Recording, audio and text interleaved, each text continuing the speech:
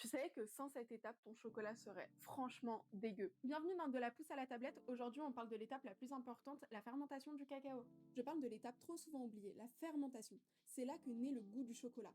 Sans elle, t'aurais juste une pâte amère, acide et rien de gourmand. Comment ça se passe? Une fois que les fèves sont récoltées et sorties des cabosses, elles vont être mises en tas ou dans des caisses de fermentation. La fermentation va durer entre 5 à 7 jours selon le climat et la variété de la fève.